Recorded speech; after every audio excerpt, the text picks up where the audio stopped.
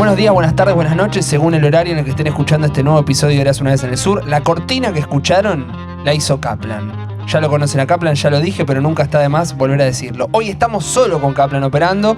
No vino Luquitas Pauleta, lo extrañamos, le mandamos un abrazo.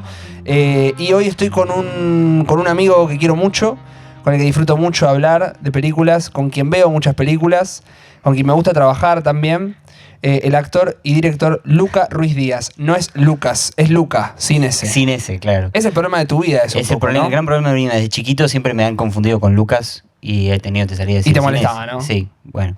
No soy Lucas. Muchísimo me ha molestado. Y ahora, nombre de clown, sin S es bastante lindo. Sin bueno, S, muchas gracias por invitarme. El Fela. El Fela, me dicen, vos lo inventaste encima. El Fela, Muchos Fela. apodos has Sí. inventado también. Sí. Nada, qué sé yo qué decir. Muchas gracias por invitarme. Es muy lindo hablar de películas. Hemos hablado un montón de películas encima. Así es. Hace muchos años.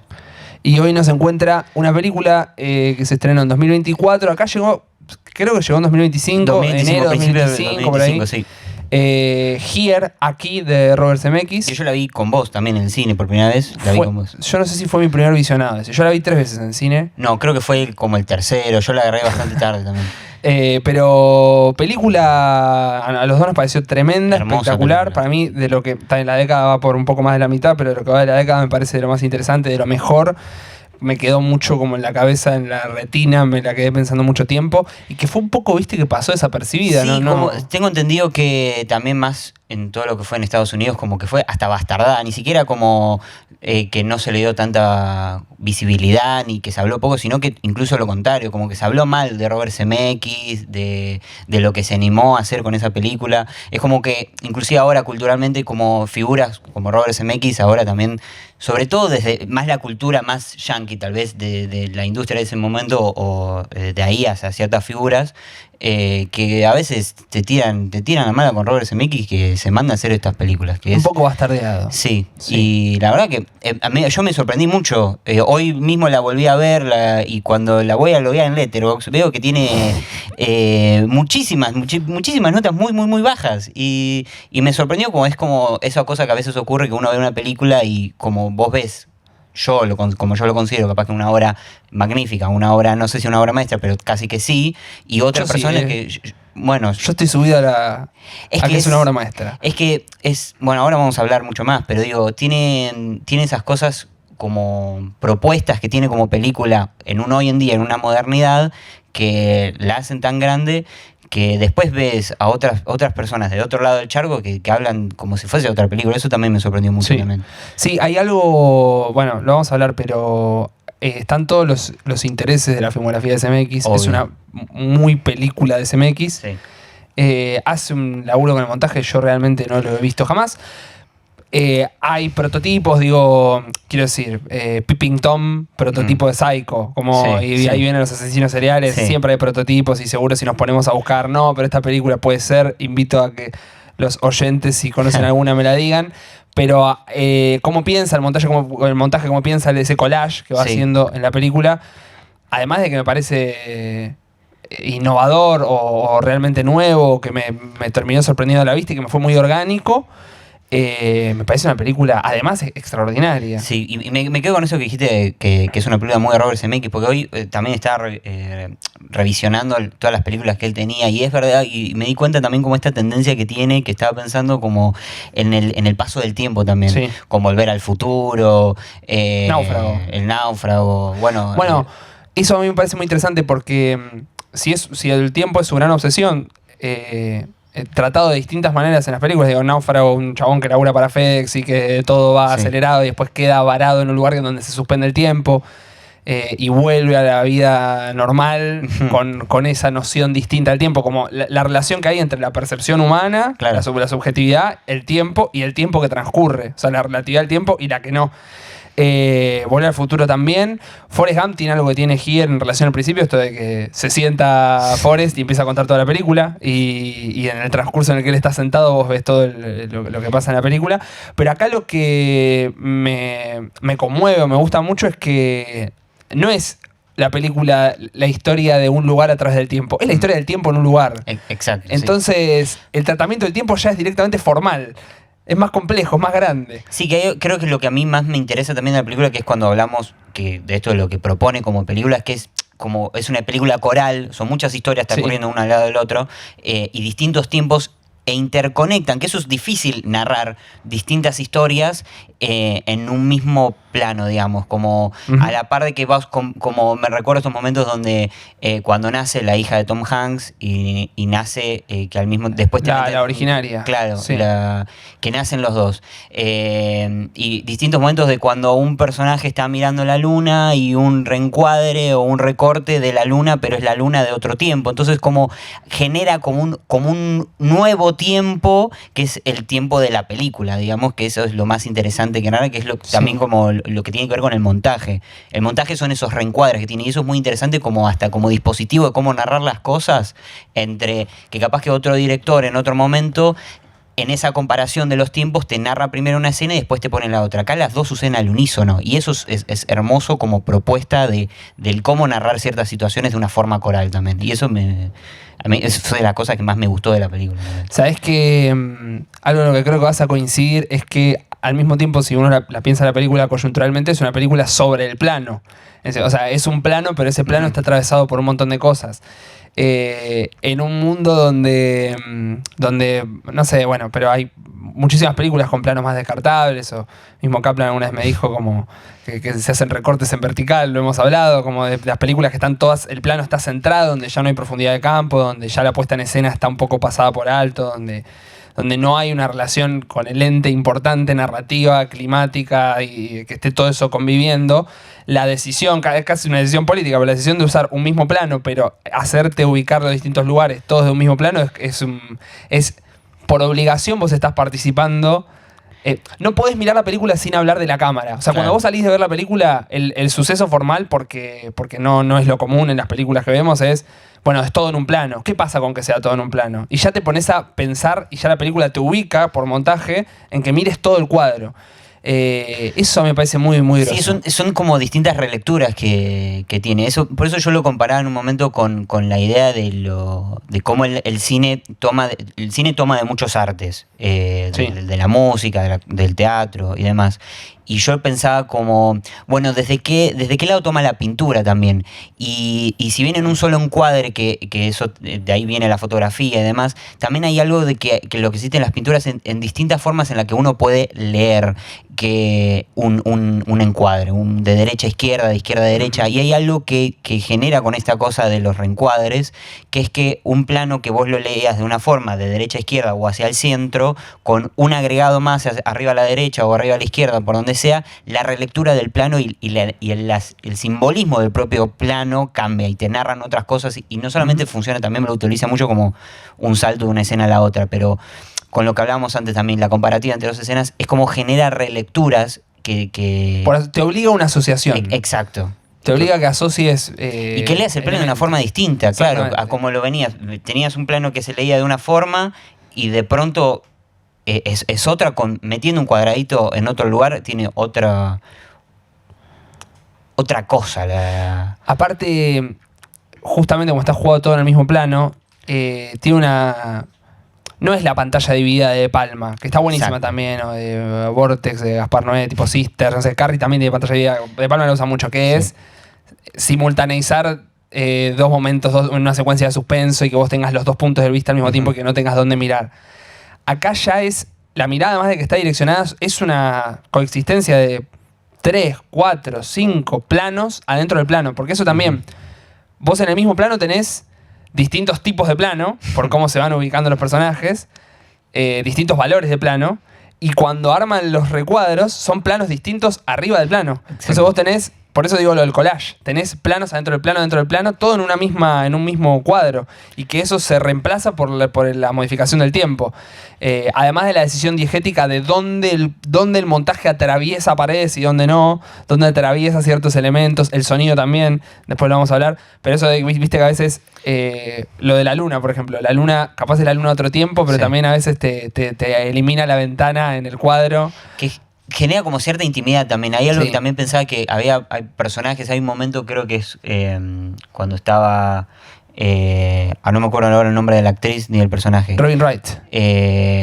Claro, la esposa de Tom Hanks. Sí. Que en un momento que lo que empieza a ocurrir ya cuando es más grande, que se empieza a sentir insatisfecha con su vida y que está en el medio de toda una reunión, hay un reencuadre en donde la deja ella sola. Entonces también genera ciertas intimidades entre los personajes o conexiones también. En el momento que fallece el padre de Tom Hanks, que hay como un corte vuelve atrás en el tiempo cuando Rose estaba viva, sí. Y en ese momento él ya grande se levanta, la persigue comparándolo con el plano reencuadre que lo habían puesto antes y después muere. Entonces genera como, dentro de lo que hablamos antes también, donde genera nuevos espacios y nuevas intimidades, también generan cosas que es lo que hablaba, usos de la pantalla dividida que capaz de Palma o de otro tiempo no existían con algo nuevo, como dos escenas distintas, distintos tiempos sucediendo al mismo tiempo dentro de un mismo plano.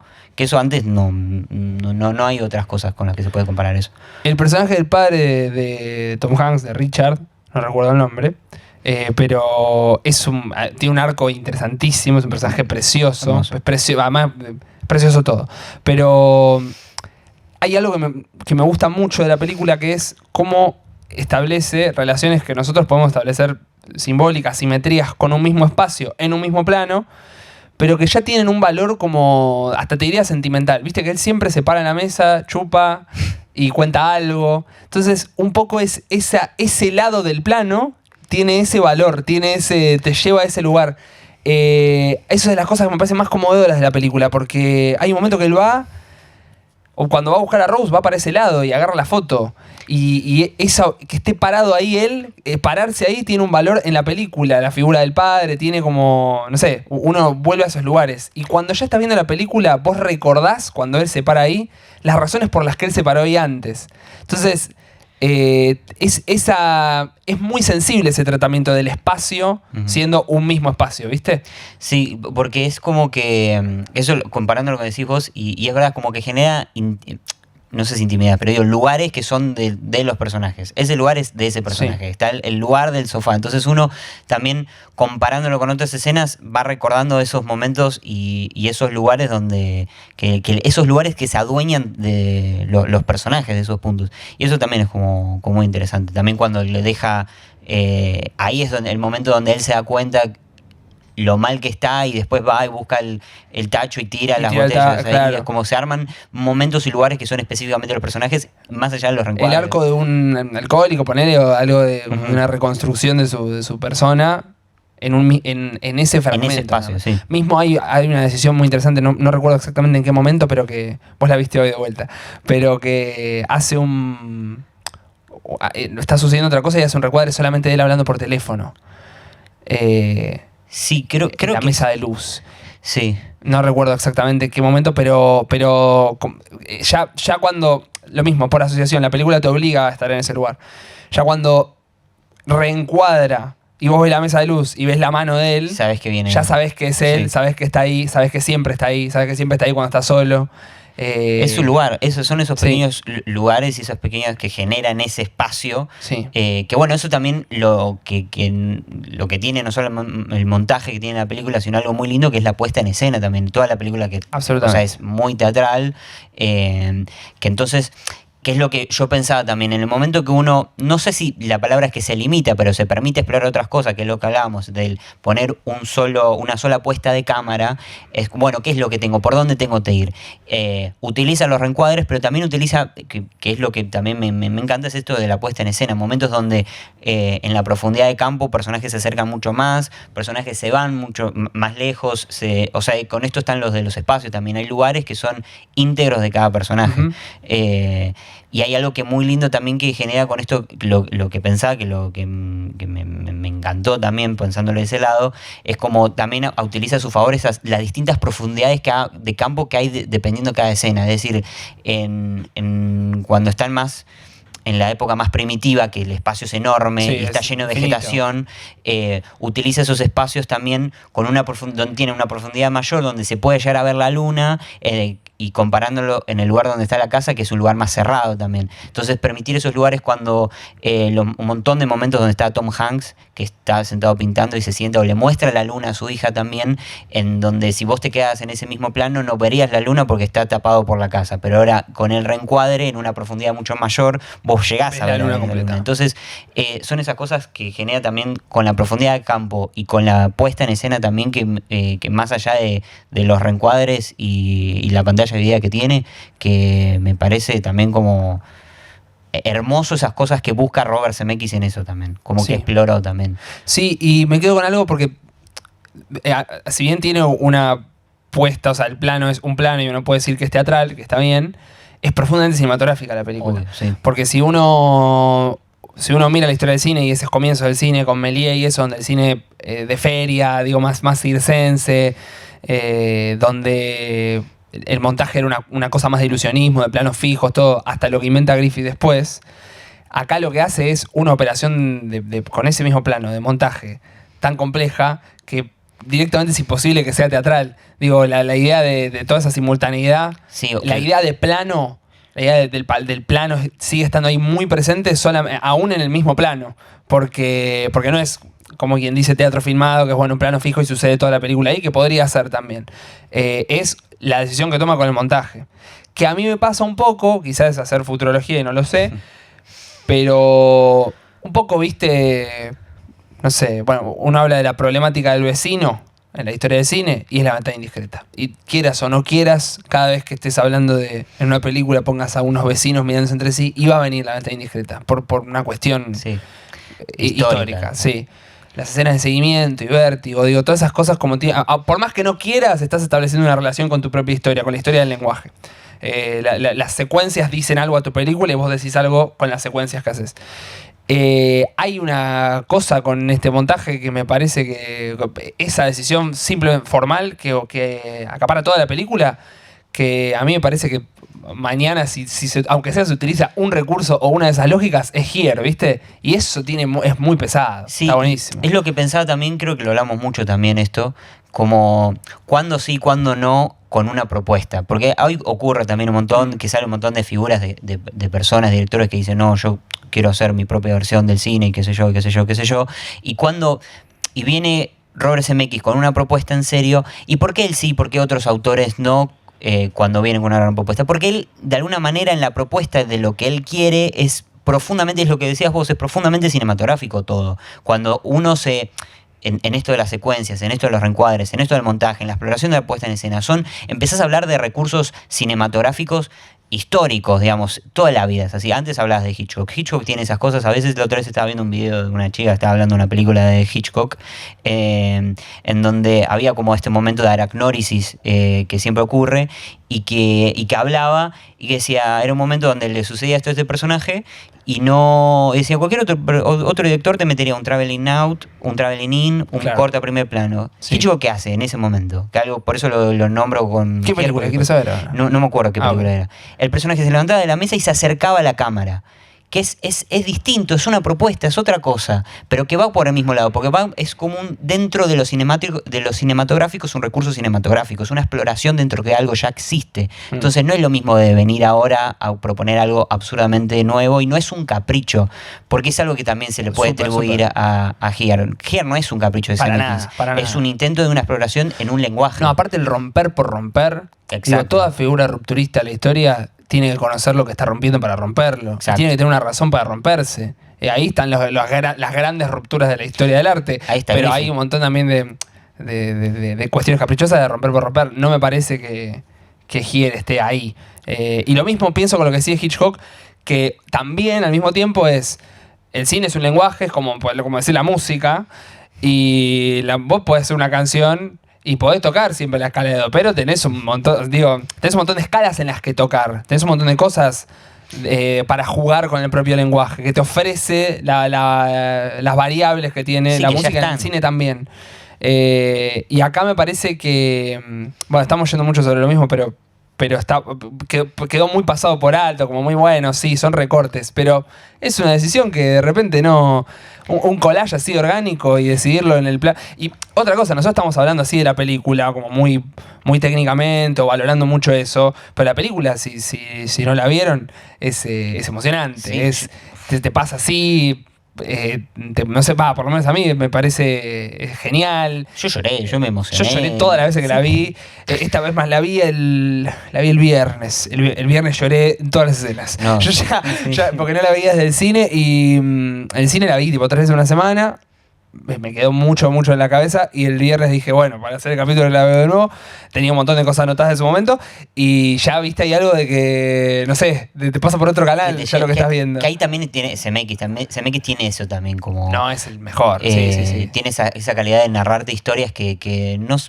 Tiene esa forma que te llega. Forrest Gump, o sea, Volver al Futuro. Son todas películas que más allá del todo son historias que pero te con pegan corazón. en algo. Claro, sí. Porque en algún punto la ruptura o la innovación o ciertos elementos técnicos está atravesado por esto lo hablamos mucho, por una noción mucho más popular del cine. Uh-huh. El cine como algo que también, ante todo, entretiene, pero no entretiene en el mal sentido. Te pasan cosas, Sí. es físico. Entonces no es una ruptura que solamente pasa por en código, que tenés que estar en un determinado estrato social o intelectual para llegar a acceder climáticamente a lo que te ofrece la película. No, es hiperhumano.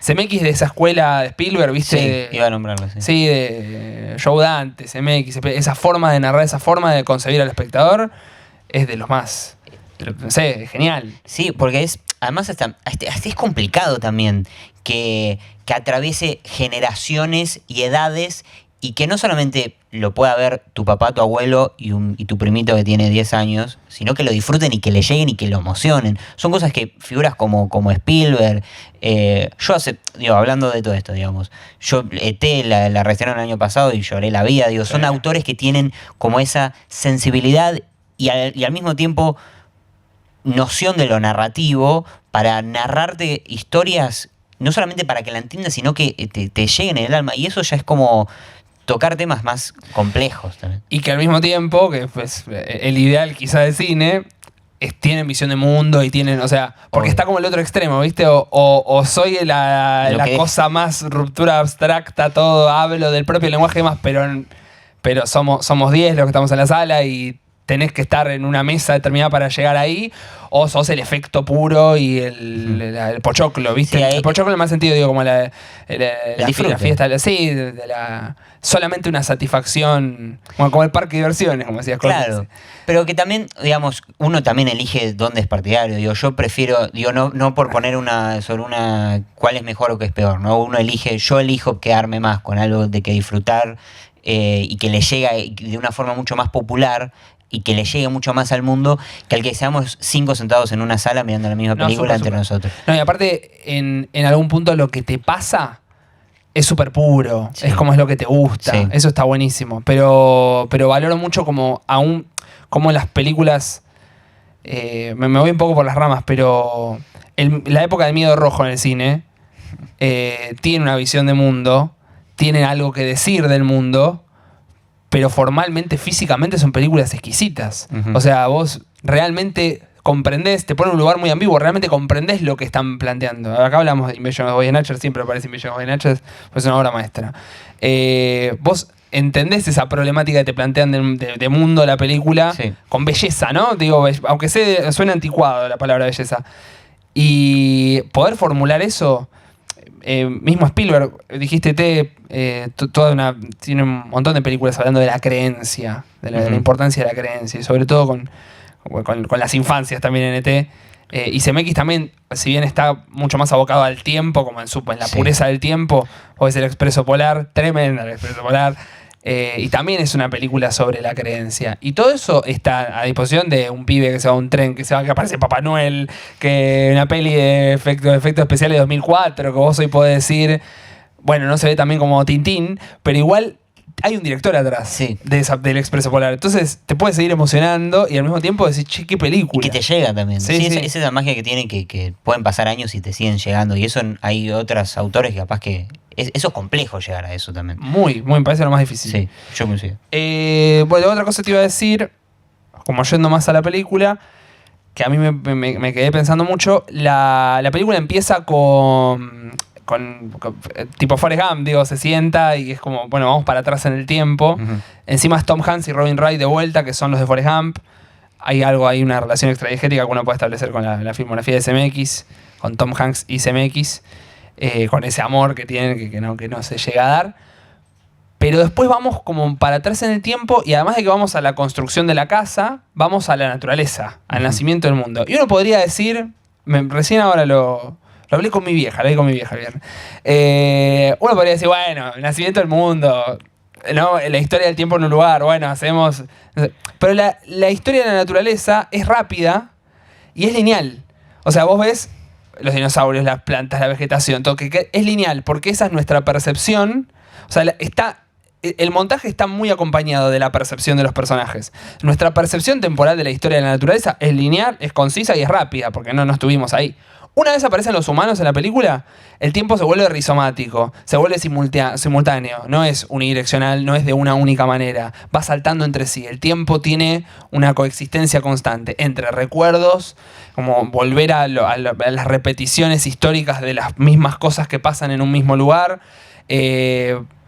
lo que pasa con Tom Hanks mirando algo que pinta. Entonces ya el tiempo empieza a romperse. Sí. En algún punto, además de ser una película sobre el plano y ser una película sobre el tiempo, es una película sobre esas subjetividades, sobre sobre la percepción humana del tiempo. Recién te hablaba de Sinners, no vamos a hablar de Sinners, no importa, pero lo que más me gustó de Sinners es esa escena en la que el chabón toca la viola y coexiste todo el tiempo de la música afroamericana que traspasa como una barrera de la vida y la muerte, y de repente vos ves en un plano todo eso que sucede al mismo tiempo porque el tiempo se rompe. Entonces, para CMX, que el tiempo es un tema en sus personajes, acá el tiempo es perceptivo para el espectador. Ya es una cosa que está pasando en el montaje. Bueno, sí, es un poco lo que hablamos antes, que en la construcción de todo eso hay un nuevo tiempo que es el tiempo que se genera con la película. Eso es muy interesante a veces de pensar como de cómo la función de una película en sí, como un testigo. Una película existe porque hay un espectador que lo está viendo. Entonces, la película y el tiempo existe porque es no solamente es lo que arma CMX, sino porque uno es testigo de lo que está armando. Son esas pequeñas individuales, pequeñas escenas que van armando, que en esa construcción de este nuevo tiempo, que es lo que estás planteando vos, que me parece muy interesante, se termina de armar porque también uno como espectador es testigo de ese nuevo tiempo que arma, que eso también es hermoso de lo que hace CMX también dentro de la película. Viste que hay un momento que Tom Hanks habla por teléfono con Margaret para que vaya a la casa a cenar a Día de Acción de Gracias ya cuando están solos. Sí. Ya ahí uno está detonado en la película. Pero lo mismo, vos al principio, no me acuerdo cuál es el plano anterior de los recortes, digo, es difícil decir plano anterior de esta película, pero escuchás la voz por teléfono, porque estás como adentro de la cabeza de él. Uh-huh. Y cuando el cuadro se convierte en fácticamente lo que sucede en escena, cuando se convierte en la realidad, ya no escuchamos más la voz. Hay un montón de esas decisiones en la película de sonido, de lo que cuándo se escucha algo, cuándo se deja de escuchar, es decir, en qué momento estamos por el tipo de plano, pero recortado en la subjetividad del personaje, y en qué momento ya estamos, afuera de eso. Sí. Como en los puntos de vista, pero por cortes. Sí. Hay una escena también, en el casamiento creo que hacen algo parecido también con una canción de los Beatles. Exactamente. Sí, que meten un recorte y es simplemente para introducir la canción que después se escucha cuando ellos se están casando también. Y al mismo tiempo, algo que pensaba de cómo el montaje pasa por el tiempo, está atravesado por esta decisión formal, que es la percepción, en cierto punto.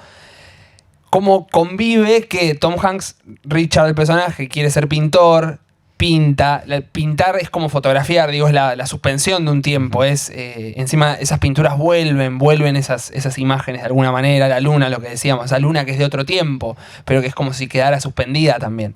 Y de repente tenemos al personaje de Margaret que no quiere estar ahí, que no quiere estar en ese lugar y que encima tiene después el problema con la memoria.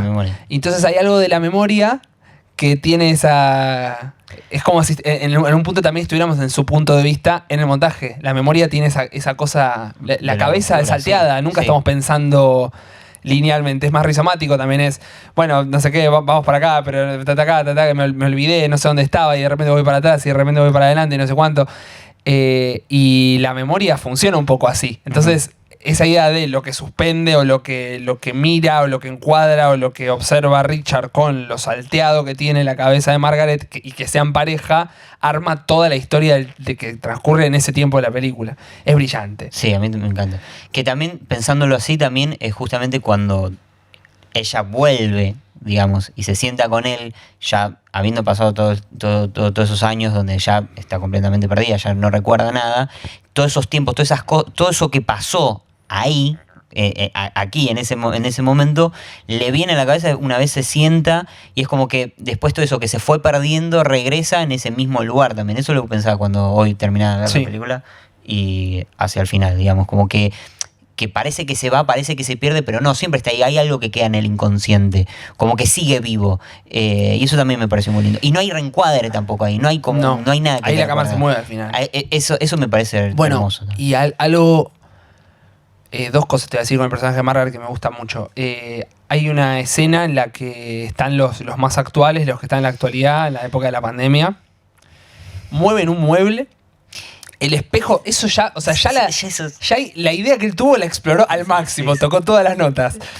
Mueve el mueble, está el mueble con el espejo refleja la mesa de Margaret y Richard recortada, o sea, es como el espejo, pero para atrás. Claro.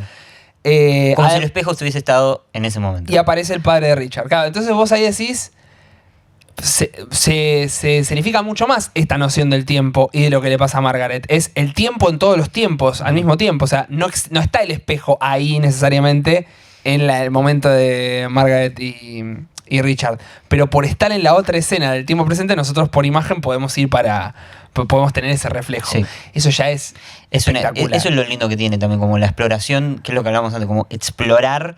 Decir, bueno, yo voy con esta propuesta y voy con esta idea y explorarlo al máximo y sacarle jugo a todo. Y encima ella dice, siento que estoy encerrada. Dice algo así en esta casa. Y está así chiquita, en un reflejo de otro tiempo. Eso ya es exquisito. Y digo esto porque ella todo el tiempo en la película, además de que está olvidando, no quiere irse. Y hay algo de lo que no pudo hacer. Hay algo en la película de lo que no pueden hacer los personajes. Todo el tiempo, sí. Sí, de lo que... Porque al mismo tiempo... Voy abriendo arcos y no cierro ninguno. Al mismo tiempo, además de todo esto, esta cuestión súper sensible de lo humano, de la subjetividad y todo, hay un sistema, hay un mundo que nace, hay una economía, todo eso está en la película. Ahora lo vamos a hablar también. Pero al final, ella reinterpreta su propia memoria. Y eso es súper interesante también, porque la memoria no es de una única manera, insisto, el tiempo no es de una única manera. En la película ni en general, por cómo lo piensa. Entonces, si ella está disconforme con estar en ese espacio y de repente ella recuerda algo que había olvidado, y acá aparece de vuelta la creencia, lo del Expreso Polar, ellos cuando Vanessa, la hija, pierde la cinta azul y la encuentra y le dice, siempre nos vamos a acordar de este momento, un milagro, y ella se acuerda, pero se acuerda de otra manera y dice, fui feliz aquí, reinterpreta algo que lo había vivido de otra manera. Entonces, el tiempo o cómo percibimos el tiempo está alterado por cómo vemos el mundo, por el juicio que le hacemos al mundo. Sí. Emocionante. Sí. Y aparte, el movimiento de cámara y la idea de que se rompa también. Justamente cuando lo vi, recordaba, antes hablábamos de Hitchcock, también Hitchcock tiene como su película donde también él se anima con una propuesta grande con Rope, a hacer una película que sea no un único plano, pero un plano, secuencia que dure toda la película. Sí. Que hay algo que me parece muy interesante también, que es que Hitchcock en esa película rompe esa idea también. Muchas veces, creo la última vez que la vi en La Mula, dije, voy a ver esta película y voy a contar la cantidad de cortes que tiene. Tiene 7... Sí, capaz que conté mal, pero tiene 7 cortes invisibles y 7 cortes que se notan que son cortes. Sí. Y hay algo lindo en esa idea, que es lo que hablamos antes de las figuras y cómo los directores a veces proponen y desde qué lado proponen y por qué no es un capricho o no, que es algo lindo de que dentro de esa propuesta se rompe. Hay un momento donde dejas ir y es algo más. Hay un momento donde nace lo cinematográfico, hay un momento que es donde va más allá de lo que yo vengo como autor, como propuesta, sino lo que le pasa a la historia, lo que necesita la historia. La historia necesita que en un momento la cámara vuele, pase por alrededor de ellos y que se vea, porque ya hay un momento, el aquí no es el plano, el aquí es la casa, que es lo que atraviesa todo el tiempo. Es como, no es este plano que estoy viendo yo, es la casa como un personaje más también. Es muy bueno el ejemplo que das, porque la soga, más allá de todo lo que se puede decir de trivia, de no, sabías que se hicieron tales cortes porque la cinta y no sé qué, tiene algo que tiene Giger, que es que tiene un plano de secuencia profundamente narrativo, profundamente de género, por el suspenso, la idea de que están en la fiesta y está el cuerpo ahí todo el tiempo y está en tiempo real eso sucediendo. Entonces, lo que decíamos recién de Giger, de cómo está pensado el montaje en relación a la percepción de los personajes, no es una decisión aleatoria. Además de que tiene su diégesis, tiene una razón de ser.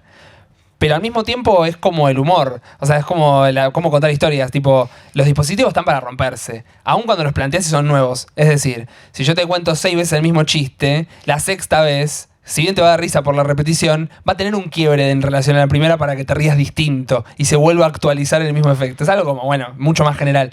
Pero en algún punto, el propio planteo del dispositivo está para romperse. En la soga tiene que cortar e ir a un primer plano de Jimmy Stewart. Tiene que ir una reacción de él, para después volver a lo mismo, pero tiene que cortar. Para que no sea un cancherismo también. Claro. Y en Giger tiene que mover la cámara y se tiene que ir de ahí, al final. Son necesidades narrativas, creo yo también, que es cuando es el equilibrio entre cuando uno, como director, se tendría que sentar Hitchcock y decirlo él, ¿no? Pero digo, cuando me dejo ir a mí y dejo a la película hacer. Son pequeñas necesidades que a veces uno necesita. Que te pide la película. 100%. Porque la película tiene su vida propia. Claro, pequeña anécdota que recuerdo también que me contó un profesor también que tiene que ver con estas cosas también. ¿Qué decisiones tiene? Hay un profe mío, me contó una anécdota del montajista de Leonardo Fabio. Que en un momento típico que ocurre un montón, montajista que están discutiendo un montón. Y que el montajista Leonardo Fabio... Me gustó Kaplan, te estás mirando, quieres saber ya lo que estás hablando. Que en ese momento el montajista está discutiendo algo como súper técnico, no me acuerdo bien qué era, si era algo que tenía que ver con la ley de miradas, como algún tecnicismo muy particular, y que Leonardo Fabio le discutía, y en un momento le dice, ¿sabes qué? Es que esto es así porque yo lo siento acá también, y son pequeños que capaz que tienen que ver con algo mucho más primitivo, pero en esto que es el que tiene que ver con lo artístico, que tiene que ver con lo emocional, hay pequeños quiebres que tienen que haber para dejar a la obra ser, como dejarse uno como autor tal vez un paso atrás y dejar que la historia se resignifique también de alguna manera. Acá hablamos de After Hours y hablamos del tema John Maker, la montajista de Scorsese, que también está como mucho en... Si uno mira de un modo verosimilista algunas decisiones que tiene montaje, no tiene sentido por cuestiones de continuidad, pero funciona perfectamente lo que está sucediendo porque debe romperse porque pasa por otro canal. Por otro lado, físico. Sí. Digo, hay planos de After Hours que si vos te pones con la lupa, es como mirar el truco al mago igual. Si ves El Padrino, encontrás cosas que no... Obvio. Pero justo en John Maker la decisión es esta, es así de sucio, porque esta sociedad construye otra cosa en la película. Y qué sé yo, ¿viste? Si no es como estar... Como si hubiera las reglas también están para jugarlas, para dar las vueltas. Si no veríamos lo mismo todo el tiempo también. Sí. Digamos, de la misma manera que por eso festejamos, o por lo menos yo festejo una película como Giger, porque hay un autor que se anima a hacer algo nuevo, o un quiebre dentro de... Contar distinto, a explorar un lenguaje también. Digo, eso me parece interesante también. Porque si uno, de la misma manera que es explorar un lenguaje y desde dónde lo explora uno, porque si uno sigue haciendo lo mismo, digamos, Godard también hablaba en su momento, que uno puede estar más de acuerdo o no con todo lo que fue la Nouvelle Vague, pero él decía y hablaba todo el tiempo sobre que el lenguaje cinematográfico estaba decayendo, y no es que se quedó quejándose sobre la realidad cinematográfica que había en ese momento. Él se sentó e hizo sus películas, que fueron lo que eran y que muy... como son todas las películas de Nouvelle Vague y como son las películas de él, como muy destructivas de alguna manera, como repensando lo formal, claro, sí. Pero de alguna manera en lo que sirve es en una exploración dentro de un lenguaje, y eso es muy interesante también, como el pensar el cine y el arte como un lenguaje, y que no es algo ya establecido también, que se va modernizando también como lo que nos surge a nosotros como humanidad y como necesidad de distintas historias que se van surgiendo y distintas historias que necesitan ser contadas en distintos tiempos también. Bueno, esa es una duda a veces que me da mucho, porque es algo muy de la mirada posmoderna, que es, ya está todo inventado. Ya está todo inventado, no hay nada más que inventar, como bueno, se trabaja de ahí. En algún punto es interesante, la idea de está todo inventado, en algún punto digo, ¿está todo inventado? Claro. Digo, de verdad, a veces no sé, me pasa, pero como yo vi Here y no vi algo como Here. Si bien, insisto, puede uno encontrar prototipos en la historia y decir por qué ya estaba inventado, no me parece que esté inventado. O sea, está inventado lo anterior, pero lo que uno, o sea, la posibilidad es que te da cada cosa y el rehacer y el rehacer y el rehacer y el repensar y volver a poner eso en un lugar distinto, volver a poner el dispositivo cinematográfico en un lugar distinto y de repente reinventás otra cosa, Eso otra es nueva evolución. posibilidad. Y hay algo ahí, es un poco más moderno esto que te estoy diciendo, pero algo ahí de bueno, no, siguen apareciendo cosas nuevas. Y es una bocanada de aire fresco porque es verdad que no sucede todo el tiempo, no siempre sucede en la historia, o a veces representan movimientos importantes y a veces es una película y quedó ahí. Y quizás Here pasó esto y nosotros estamos hablando muy bien de todas estas decisiones y es la única película que se cuenta así que nosotros conozcamos y que vaya a ser así en mucho tiempo. Pero el hecho de que exista de esa indagación es espectacular. Ya no a mí me dio la sensación de nunca había algo así. Sí, a mí también. Y eso es hermoso. O sea, ver algo, decir, nunca vi algo así, y que te guste, y que encima esté buena, sea buena la película, que la estemos acá charlando, los elementos, cómo trata a los personajes, cómo trata los espacios, lo bien que está formalmente, emociona. No Sí. sé.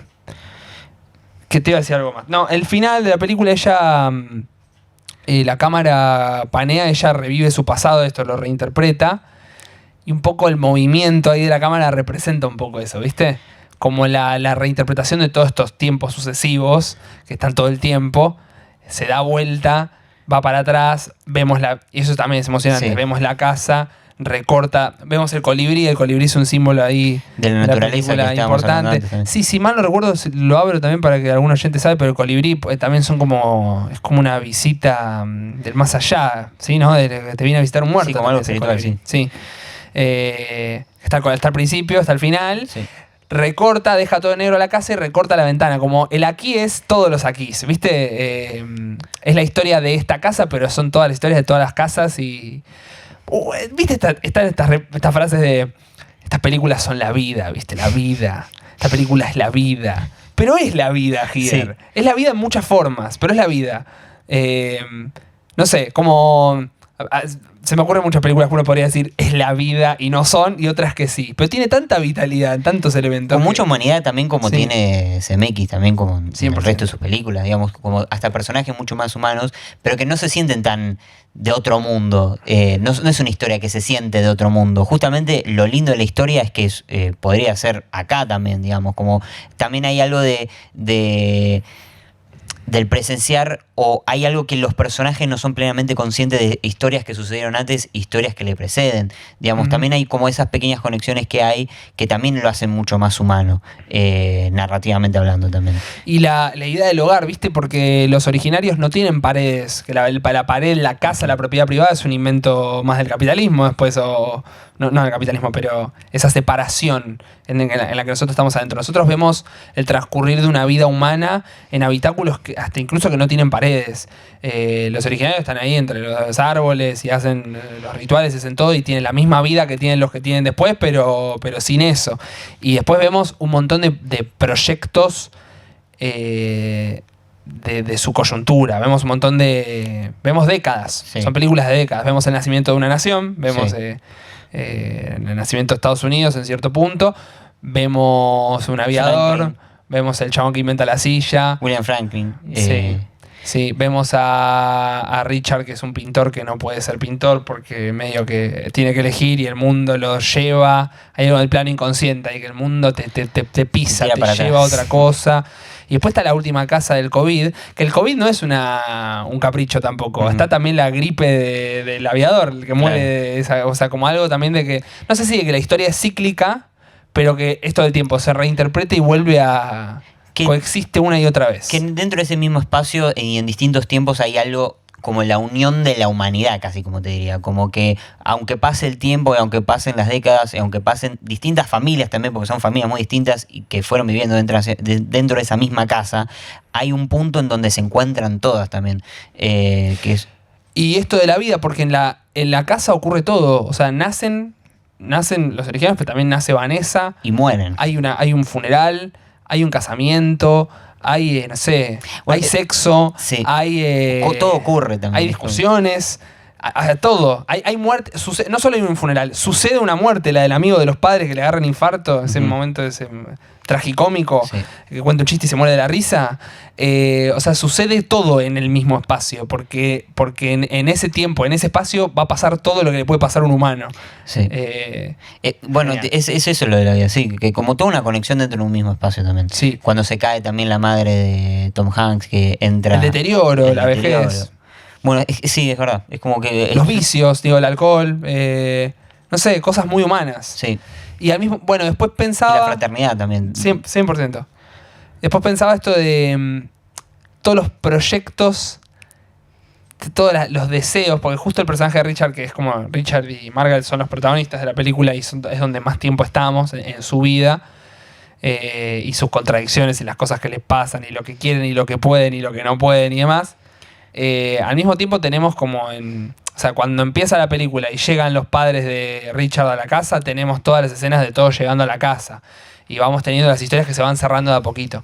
Pero hay un montón de proyectos que de alguna manera u otra no se terminan de dar. Por las crisis, porque hay algo del mundo también que está como porque está por encima de lo que quieren los personajes. Sí, es algo también que plantea la película también, con el personaje de Richard, como una insatisfacción también, el personaje de Margaret que quiere viajar y que siente que esto del paso del tiempo, que llega a los 50 años y lo primero sopla las velas, que también hablamos de eso como un cumpleaños dentro de ahí, y lo primero que piensa en su propio cumpleaños es todo lo que no hizo Sí. hasta sus 50 años, y que después que hay algo como esperanzador también que ocurre justamente con la historia de Tom Hanks, que a diferencia de las otras, que él sí vuelve a la pintura. Ella después habla con Tom Hanks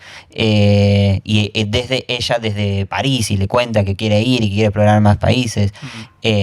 Justamente el arco, algo muy interesante que tiene ella, que el personaje de la madre de Tom Hanks, Sí. cuando cae, que después están como en un estado vegetativo, por así decirlo, y que lo siguiente que sabéis que en un momento falleció.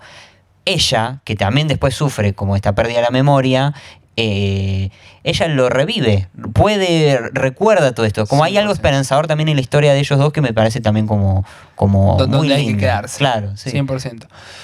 Hay un momento a mí que me da mucha... Bueno, el aviador muere de esta gripe y no muere de ser aviador, Hay pero un chiste muere con eso, y sí. se van. Y está este chiste con el chabón de la Relaxy Boy, el que tiene la silla, que eso parece una época florida económicamente, parece que todo va a estar bien, todo es un triunfo, no sé qué. La película nunca te dice que no a eso. ¿Viste? No te dice esto no está funcionando. Te dice, no, este es el momento de plenitud total. Ujú. Pero hay un momento que dice... Le pusieron Relaxy Boy y le cambian el nombre, creo, a no sé Lazy- qué. Lazy Boy, Lazy el Boy. vago. Y ella dice, no me gusta. Y él dice, No me no importa. importa, viene la guita, no sé qué. Corte a Tom Hanks tirado en el piso con una almohada mirando la tele. O sea, como fracasó totalmente con la aparición de la televisión. El supuesto Lazy Boy, no sé qué. No sucedió de verdad. El mundo no permitió que ese inventor, ese artesano, haga, como vendió, hasta lo podemos pensar se habla mucho de la realización cinematográfica, de los directores, cómo lo ponen los personajes. Vendió su idea conceptualmente a lo que le dijeron que tenía que vender.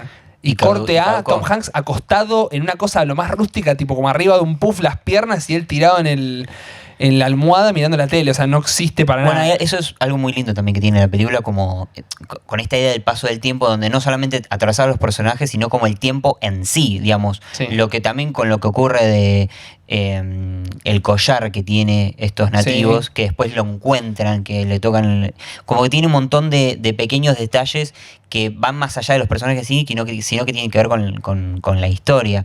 Digamos, como estos momentos que la innovación de una silla que tenga un reposapiés es como lo más icónico del momento, y es la nueva esperanza, y después atraviesa el tiempo con eso y Y ves que no, caduque. o en todo caso deviene en esa especie de sillón, viste, son importantes los sillones En la como película. espacio de interacción, pero ese sillón cama en el que acuesta a su padre y de repente deviene en eso. Ujú. No es ni bueno ni malo, es más ambigua la posición, pero el proyecto económico, social del Lazy Boy de sillón vemos en el tiempo que no existió más. Pero vemos que algo de eso, tanto como los recuerdos de Margaret, tanto como volviendo a pintar de Richard, queda en el mundo. O sea, algo de, bueno, el sillón ahora parece como cama. Existe el sillón cama. Después existió.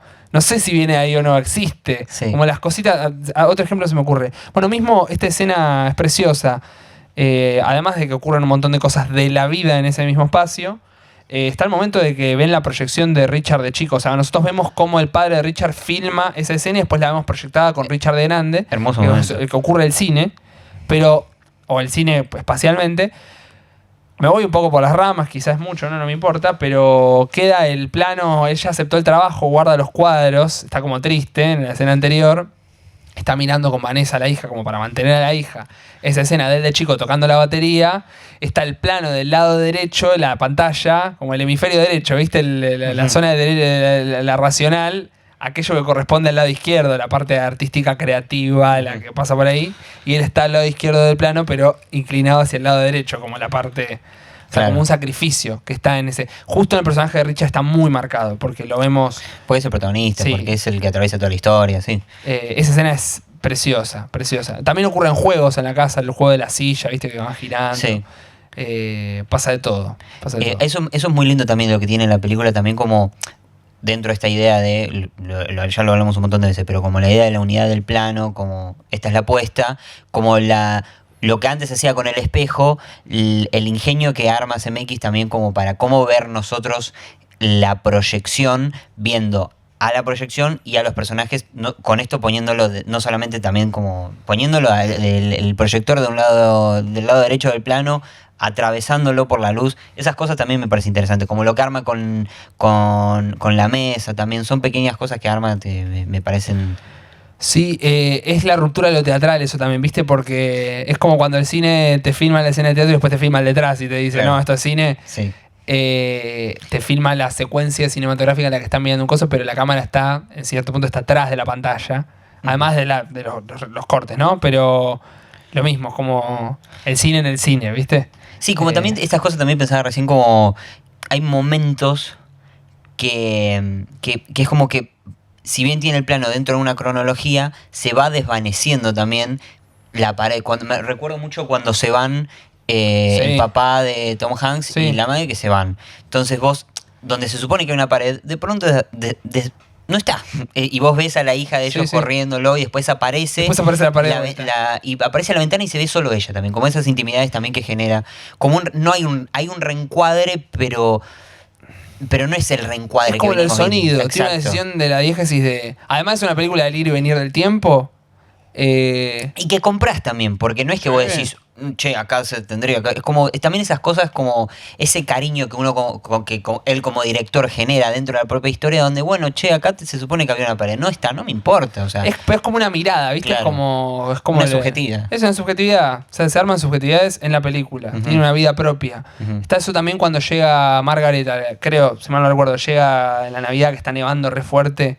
Está ese plano así como la nieve llega y está Rose tirada en el piso. Y el plano empieza con también traspasando la pared. La vemos Exacto. allá con la nieve y después vemos la ventana de vuelta. Sí. Que ahí ya me da una curiosidad tremenda de cómo ha sido filmado eso. No, sí, eso pero no, me lo imagino, pero no sé. CMX tiene esas cosas como el plano del espejo de Contact. No hablamos de Contact, Claro. pero también esas cosas técnicas que vos decís. Como que le gusta, es lo que hablamos, es como explorar dentro de un lenguaje que Sí. es lo que lo hace y permitiendo que haya todo un disfrute y un entretenimiento y una emocionalidad dentro de eso, que es también lo que hace inclusive más grande también para mí. Hay algo más que te iba a meter de tema que tiene que ver con lo que hablábamos viste, te dije John Maker, del montaje, esta cosa de verle el truco al mago. Un poco a la película se le ha criticado el CGI, ¿viste? Se critica mucho el CGI de los rejuvenecimientos, pasó con The Irishman también. Eso es unas ganas de verle el truco al mago. Claro. Eso es como... No querés disfrutar la película. Sí, también. sí, Es pero como- si viste esta vez, no, no tiene vida. Aparte es tan bárbaro. Yo me emociona ver a Tom Hanks que parece que está en los 80. Sí. Yo no puedo, como él de joven en los 80. Eso no se puede creer. Sí, yo cuando vi en el cine no entendía nada. Es hermoso. Te llega también. Y bueno, es también lo que decíamos antes, digamos, es como tener, o no sé si una visión muy intelectual de la propia película, pero también hay uno también se deja de querer en la película. Uno, lo que hablábamos, momentos donde se supone que tiene que tener una pared y no se ve y se rompe. Es como permitirse conectarte emocionalmente con la película también. Y dejar de buscarle el pelo al huevo. Y permitir a la película lo que necesita ser o lo que quiere ser, para que a vos o a uno como espectador te llegue también.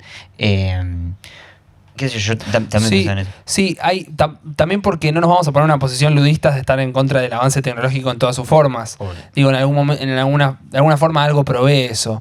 Lo mismo que si Here puede repensar o reactualizar los límites del montaje y está como otra vez escenificando eso de una forma distinta, ¿por qué ahora no se puede jugar con esos límites y el tiempo con el rejuvenecimiento del CGI? O sea, ¿por qué la negación del CGI? Digo, sin eso no hay un Cameron, ¿viste? No está la última de Avatar, Claro. lo que pasó con el fuego, lo que pasó con el agua, con la 2 y la 3, digo... Eso también es como ir extendiendo la altura del techo, hasta dónde puede llegar el cine. Aparte, el cine es un invento tecnológico, el cinematógrafo. Entonces, la negación de eso es una... Es negar una realidad también. Sí, sí, digamos. y es Un paso del tiempo. pero hasta me parece que lo pone como en la propia película. O sea, si es el ir y venir del tiempo, y si nos vuelve a hacer como mirar el plano de otra manera, y si estamos pensando en los límites del montaje, bueno, estamos también hablando de su propia tecnología. Digo, ¿por qué tiene que Tom Hanks ser Tom Hanks siempre igual? Ya hace mucho tiempo vimos que eso no tiene que ser así. Mismo la secuencia del dinosaurio es una secuencia pura de CGI. Y bueno, uno podría decir Está Jurassic bárbara Park. también. Está bárbara. Está y aparte, buenísima. sin eso, ¿cómo haces Jurassic Park? Claro. ¿Entendés? ¿Cómo retratas esa idea que querés hacer de mundo, esa idea del tiempo, si no tenés eso? Pero además de que es una mirada un poco no me gusta, Sí. y ya la decisión de alejarse de ver algo o de mirar todo con una hiperliteralidad extrema, al mismo tiempo es muy está muy bien los efectos Sí, encima. yo no creo que sean que le falte en ese sentido, o que sean baratos, o que se le note de alguna manera como el efecto en sí. Para mí es tan bárbara la escena de los dinosaurios, es bárbara toda la explosión, el meteorito que cae y explota todo. hermoso. Eso para mí que está... Y no sé, siempre va a haber alguien que critique, que es lo que hablábamos antes, digo, de la misma manera que se criticó a Spielberg en un momento por, no sé, meloso, que se le hablaba a todos sus cines, siempre hay alguien que va a criticar. Justamente Obvio, la sí. película... No, y está perfecto que no le guste a la gente. Y justamente la película en sí fue muy criticada en general, es lo que hablábamos más al principio. Pero bueno, a veces uno ve una película que el otro no, o uno le presta atención a ciertos detalles que otro no también. Y hay un poco más técnico también, que le prestaría atención, que también me parece interesante. Está este cortometraje, es una conversación de Irishman. Están Joe Pesci, Ujú. creo, De Niro, Al Pacino y Scorsese. Y cuentan como algo de que Scorsese le dice al Pacino para The Irishman, que hace Jimmy Hoffa, de más joven, te estás levantando como alguien de tu edad, te tenés que levantar como alguien de 40 años. Entonces te exige físicamente como actor tener laburado el CGI en tu cara para parecer joven, moverte como un joven de 18 años y tener 50, 60, 70 años, ¿viste? Que no pase. Mismo Avatar, Sí, en iba a decir Avatar eso, actúan los... No me acuerdo el nombre de la actriz, pero que estuvo en la primera Avatar y que a partir de las dos tiene que hacer... me sale Kiri, pero no me acuerdo si es Kiri. Que hace el personaje. Sigourney Weaver. Claro, Sí, sí, sí. que hace un personaje que tiene 15 años. Tal cual. No, y aparte en Avatar es doble, porque Sigourney Weaver hace de una piba de 15 años, pero al mismo tiempo están con todo ese reconocimiento facial, todo que actúan esos bichos. Esos bichos actúan. Y en el agua. Actúan, tienen expresión, pero es la combinación de la tecnología con la vieja usanza de la actuación, Sí. ¿viste? Y pasa lo mismo acá con ese Tom Hanks, que vos lo ves y él tiene que actuar, además de que la tecnología lo va a ayudar a estar como tiene que estar, él va a actuar de una persona joven, va a actuar de esos movimientos, va a actuar es otra manera de hablar, viste que la juventud tiene un ritmo más acelerado. A mí me parece... Otras realidades también. Y CMX, en Volver al Futuro, acá me parece hasta mejor técnicamente explorado, pero en Volver al Futuro también pone a los padres de jóvenes.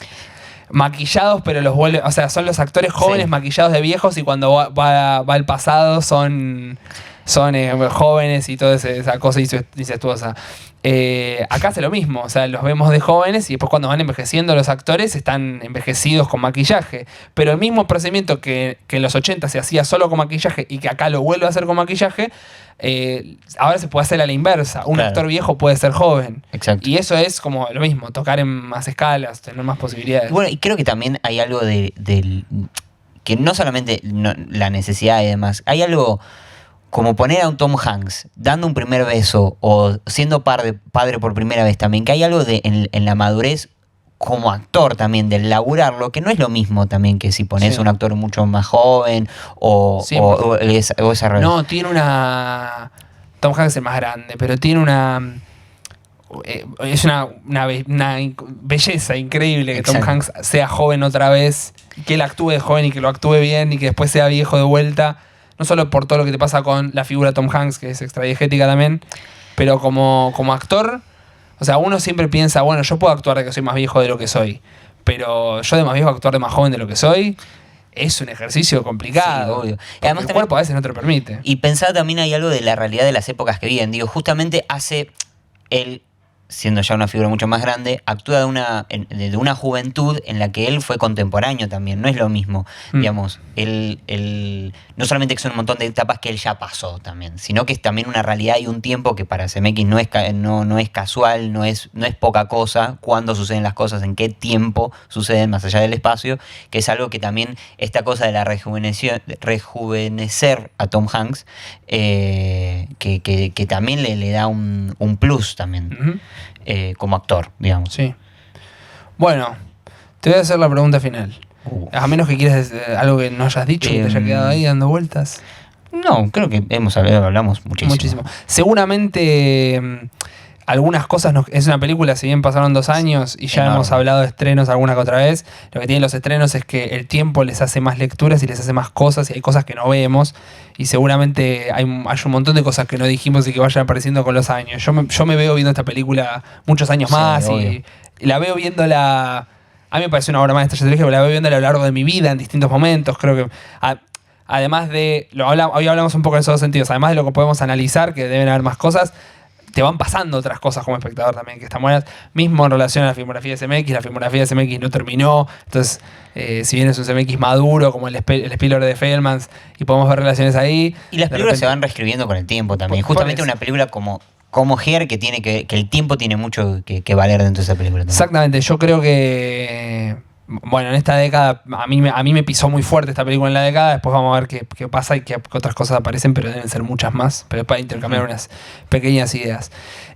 Complejo por todo lo que hablamos de la innovación, pero si tuvieras que hacer una doble tanda con Here, ¿con cuál harías? Yo sabía que iba a venir esta pregunta y lo pensé mucho porque hasta antes, viniendo hasta acá, yo no se me ocurría ninguna, o más bien pensé en varias, y creo que por cómo yo las comparé mucho desde la primera vez que la vi, terminé pensando, digo, bueno, Rope y Here, una tras la otra, como exploración del dispositivo y tenerla en cuenta desde esa idea, me pareció interesante como el poner una detrás de la otra también. Muy bueno. Entonces dije, bueno. Bueno, y así como hemos visto películas en plano secuencia, que el plano secuencia es un capricho descomunal, quizá algún día veamos películas con el formato collage que sea un capricho descomunal y que no sea tan interesante. Sí. Porque un recurso en sí o un movimiento de cámara en sí no es interesante por sí solo. Tiene que tener algo más. Como que es lo que le da CMX, lo que hablábamos. Claro, un devenir, que es lo lindo que le agrega a la película también. Hermoso. Bueno, gracias por venir, Luca, amigo. Me encanta hablar contigo. Cuando quieras volver me decís y volvés. Ojalá, me decís, quiero volver y volvés. Bueno, o te digo yo, volvé. Volver. Y para hablar de lo que quieras. Nos pueden seguir en Spotify. En YouTube está la versión visual de esto. Se pueden suscribir al canal de La Mula Cineteca, donde está... estamos subiendo todos los capítulos visuales y bla, bla, bla. Nos pueden escribir comentarios. Nos encanta, nos escriban comentarios. Hace poco leí unas cosas que nos pusieron en el capítulo de Steve, que me encantaron. Nos pueden, no sé, tipo ideas que quieran poner para intercambiar, nosotros leemos acá o en Spotify. ¿Qué más? Nos pueden seguir en Instagram, Érase Podcast. ¿Qué más? ¿Me olvido algo? Propuestas que nos propongan. También, bueno, si hay, esta película, no sé, me encanta. Además de que nos pueden recomendar películas que no vimos y nosotros las podemos ver. Alguna película que nos tiren para hacer un capítulo, lo podemos buscar con algún invitado, o mismo se puede hacer con Kaplan, si nos interesa obviamente, si no, no. Y propuestas de capítulos también, hemos ya indagado capítulos un poco más conceptuales y más de otra índole, más de un pack de películas y no de una sola. Lo que quieran. Nos gusta saber quién anda del otro lado. No mucho más. Bueno, gracias Kaplan ahí operando. Gracias por todo. Gracias Luquita nuevamente, mi querido Fela. Y nos vemos en un nuevo episodio, no sé con quién y no sé cuándo, de Érase una vez en el sur. Gracias.